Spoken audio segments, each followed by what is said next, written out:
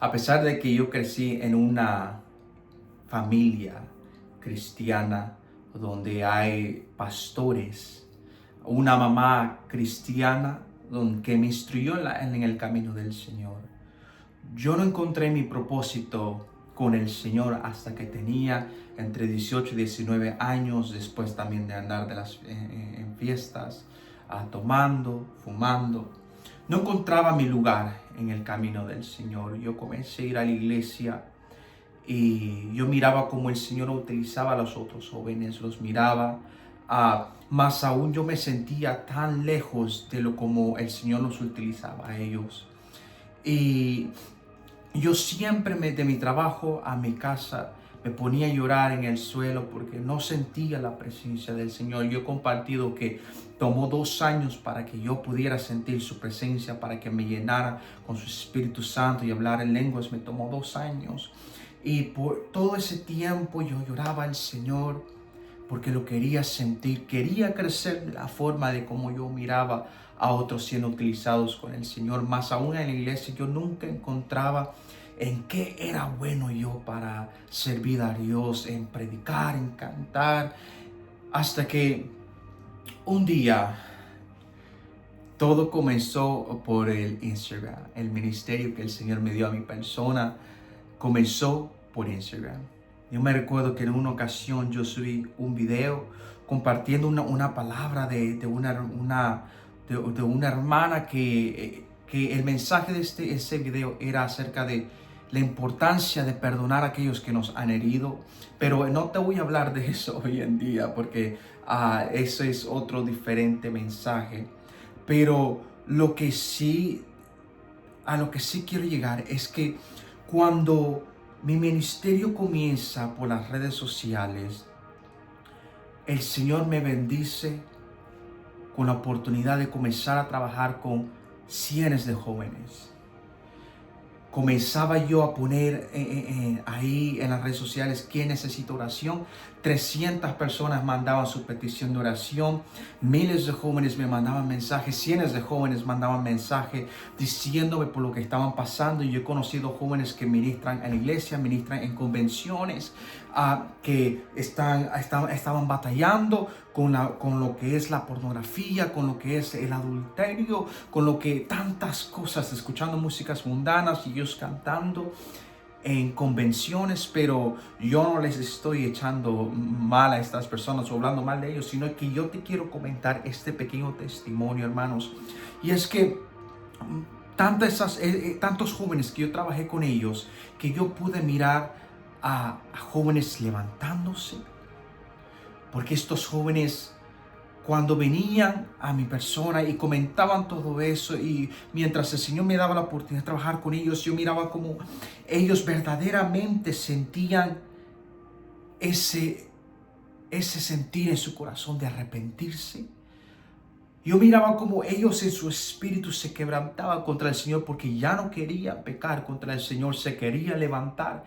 Y yo miré como ellos de su pecado, en su quebrantamiento ante los ojos del Señor, como Dios los levantó, como ellos se levantaron y el Señor los exaltó para su gloria, y hoy por hoy están sirviendo al Señor. Pero también yo miré a varios jóvenes que pecaban y se apartaban de lleno del Señor. Se iban de la iglesia, se iban de lleno al mundo con sus, le voy a decir, jovencitas con sus novios, o novios con sus jovencitas.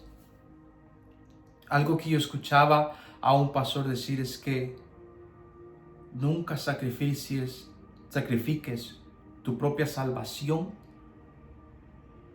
por alguien más. ¿Qué quiere decir con esto? Porque muchas veces tu jovencita o tu jovencito estás pensando, ok, mi novio, mi novia es mundano, pero yo lo puedo traer al mundo, a la iglesia. Pero lastimosamente que la realidad es que sí, raras son las veces que eso acontece, que el novio o la novia sí viene a la iglesia, se arrepiente, viene a los pies del Señor. Yo lo he visto a pastores que me comentan esa historia, pero la realidad que eso es raro de ver. Porque tantas son las veces que yo he visto que estas jóvenes más bien se van de lleno al mundo, y estas jóvenes son jóvenes que ministraban en iglesia, que cantaban en iglesia, que el Señor las tocaba hermosamente, y yo las miraba como ellas se quebrantaban ante la presencia del Señor, y ahora andan vestidas, enseñando todo el cuerpo, andan tomando, andan de fiestas, andan yendo a Las Vegas, andan yendo a esas fiestas grandes que hacen allá en el desierto. Yo he visto jóvenes que se van de lleno al mundo, que se comienzan a tatuar su cuerpo. Entonces, yo quisiera preguntar hoy, mientras yo miro estas historias, yo quisiera preguntar, ¿será que hay un pecado mayor que el otro? ¿Por qué unos se levantan y otros se van de lleno al mundo?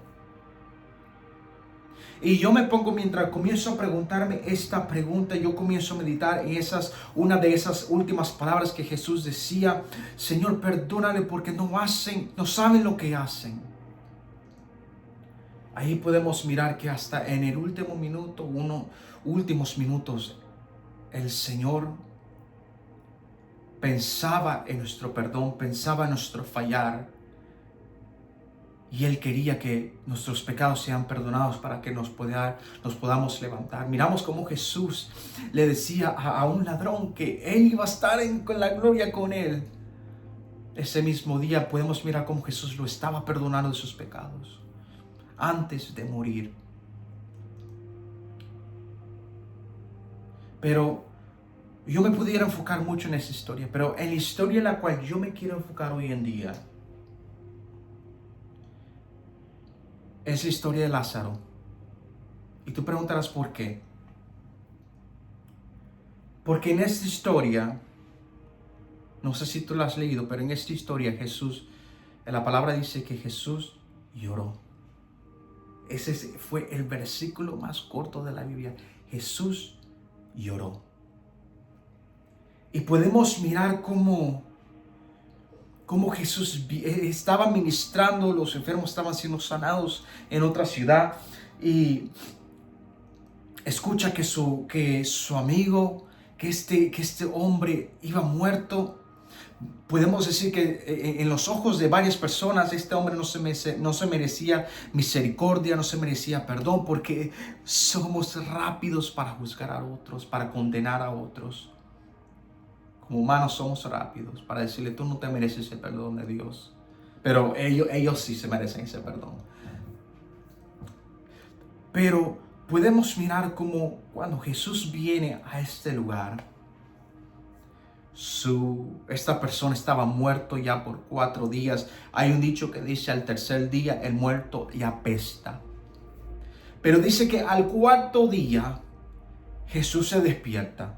Perdón, este hombre está muerto y Jesús viene y Jesús le dice: Lázaro, sal fuera.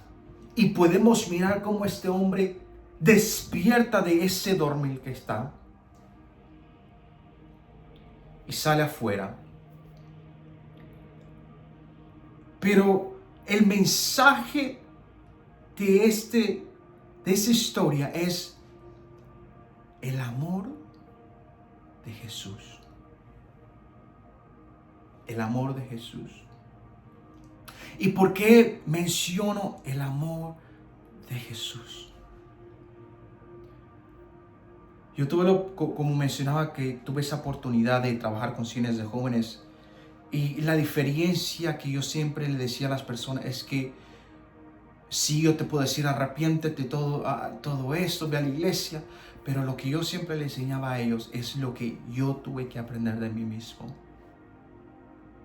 Y fue amar a Dios.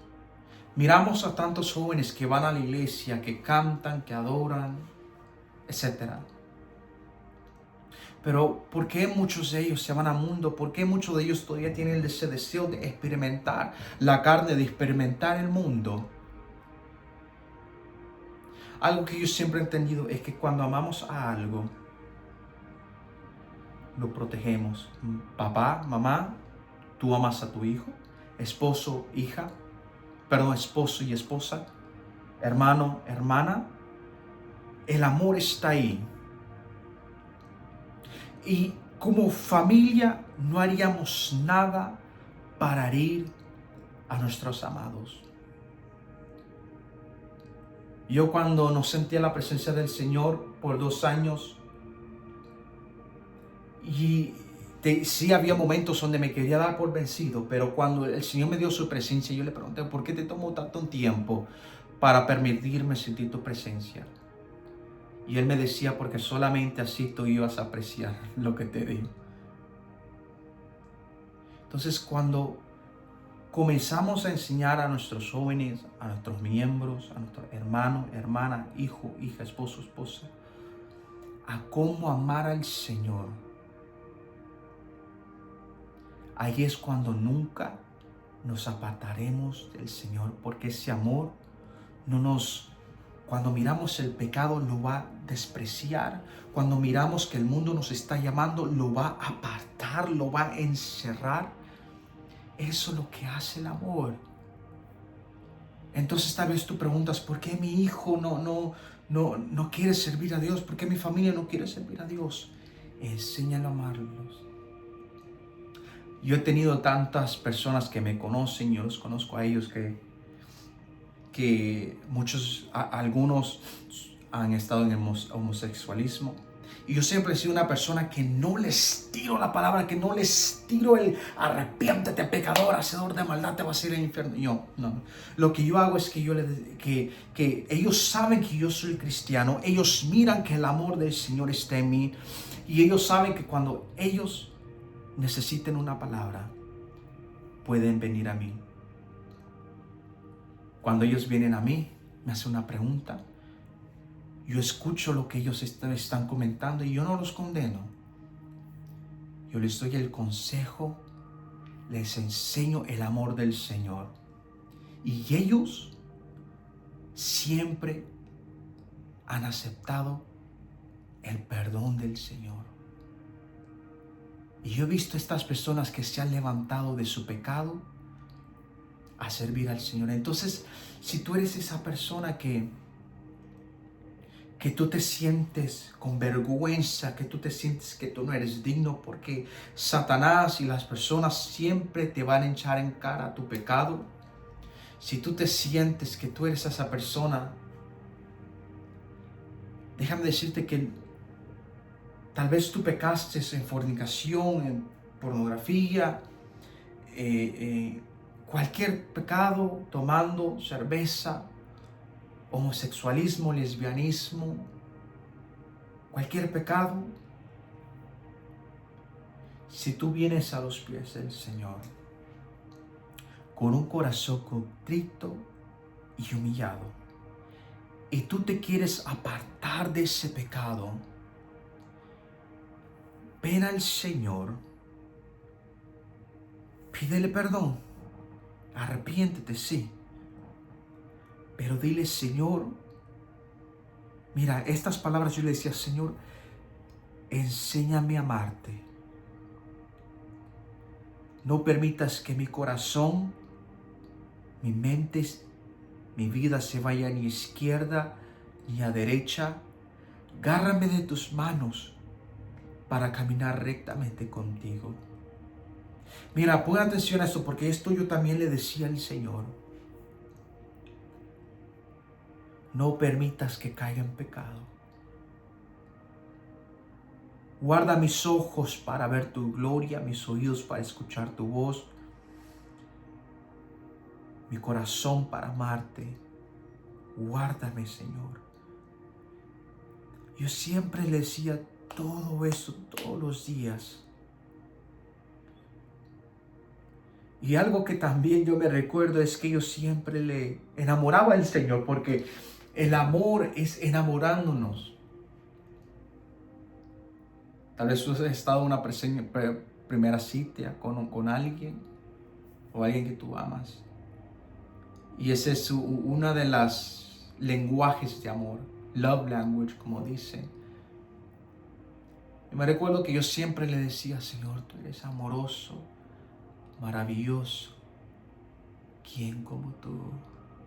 Santo sea tu nombre. Y yo le decía tantas palabras, hermanos. Y yo enamoraba a ese Dios que yo no sentía. Y cuando logré sentir esa presencia del Señor, yo sentí como Él me enamoraba con su presencia. Él me abrazaba con su amor y yo sentía ese amor del Señor.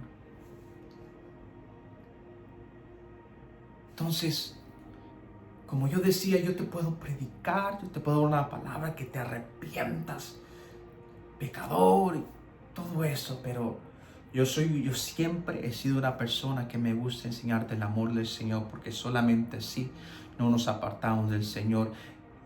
Tú no necesitas un mes, una semana, un año para cambiar.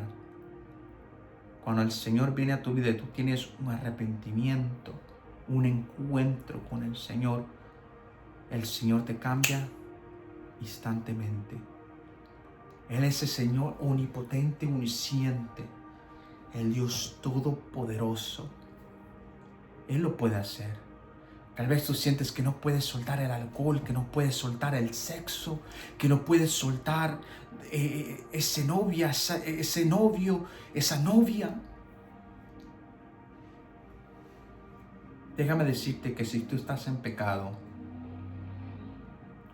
con alguien más,